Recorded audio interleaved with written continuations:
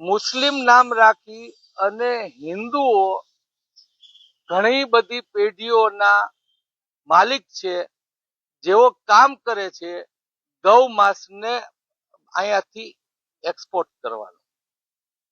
એ સૌ ત્યાં ન્યા વિશ્વ હિન્દુ પરિષદ, આ વિશ્વ હિન્દુ પરિષદ એટલે નકલી હિન્દુત્વ છે. અને એના કઈ કહેવાથી મને લેસ માત્ર ફરક એટલે નથી પડતો. અને બહુ આનંદની વાત ઈ છે કે એ લોકોને જ્યારે બહુ તકલીફ પડે ને ત્યારે આવું બોલતા હોય. અને એનો મતલબ એ થયો કે એની વાસ્તવિકતા કે એ દમ વગરના લોકો છે, એ વાસ્તવિકતા મેં ગુજરાતને દેખાડી દીધી.